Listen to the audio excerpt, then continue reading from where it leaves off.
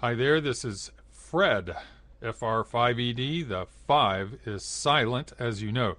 I'm here to do an IPA review today on Shipyard IPA. Shipyard is out of Portland, Maine, and they do have, I don't know where and how many, but they do have some tap rooms, I guess you'd call them, here in the Orlando area in Florida. In Winter Park, there's one called Shipyard Emporium. They do some microbrewing on site, but most of what they serve of the Shipyard brand name is already pre-bottled or pre-kegged coming out of Portland, Maine. This is only 5.8% ABV, I believe, and this is also known as Fuggles IPA, Fuggles India Pale Ale, and that's because it's brewed with the Fuggles hops. Real quick on the Fuggles hops. They were started in England somewhere around 1860 and really reached their peak over there about 1949 or so, when probably around 3/4 of the hops were grown as Fuggles hops. They are grown here in the U.S. now in Oregon and Washington State, and allegedly are not, or they're more subtle than the English variety. So anyway, we'll find out. I'm going to crack this open and see what I get from these Fuggle hops. All right, here we go.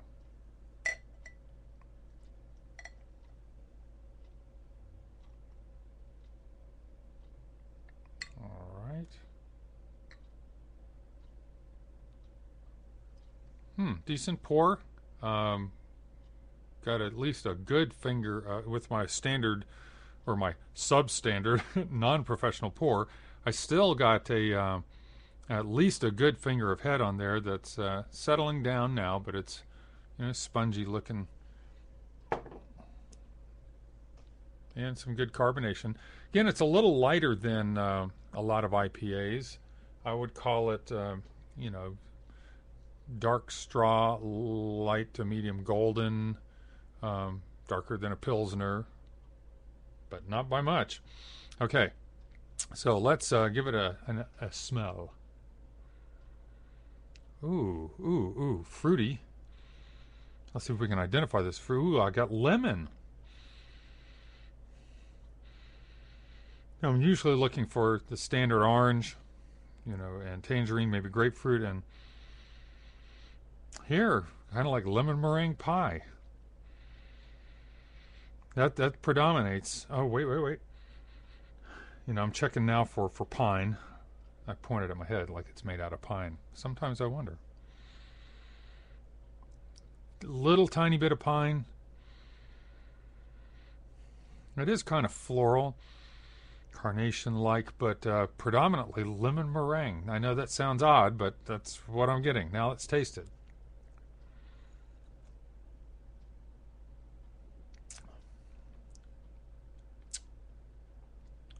Different. What I love about craft beer in general, but obviously I'm in a very narrow focus right now of IPAs.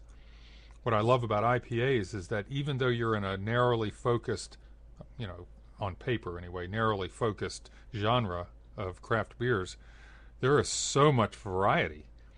Let me go back and taste this again and see if I can kind of give you a little more idea what I'm talking about.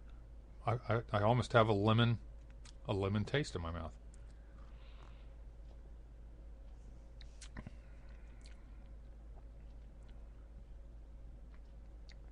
Sparkling lemon would be the predominant taste there.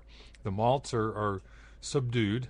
They're there, balancing out the hops. The bitterness is not high. I'm going to guess. Now I'm going to throw out a number. It's going to sound like I know what I'm talking about, but I'm comparing it to the Red Hook Longhammer IPA I had earlier. That's at 40 IBUs, as I discovered after I made the video. This, I don't think, is much more than that. I could be surprised. 50 maybe. Throwing out that number, don't have a clue. But my point is, though, relatively speaking, it's not as pronounced a bitterness as a lot of IPAs are. Depending on what your taste is, you may like or not like that.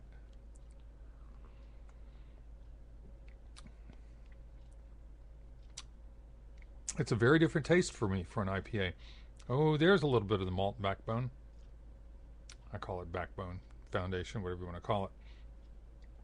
but again, it's kind of in the background. It's a refreshing taste. Again, I don't know that I would go out and purposely buy this again. I don't mean it's bad. It's just I have my own tastes. I prefer in-your-face hops, citrus, grapefruit, floral, pine. Just I want those hops to just run all over my taste buds. And I do get the bitterness here, and I do get an interesting lemon flavor. I guess the Fuggles hops, maybe that's characteristic of those. I'm not sure. But anyway, that's it. The mouthfeel. Mouthfeel's pretty good. It's it's a medium weight mouthfeel.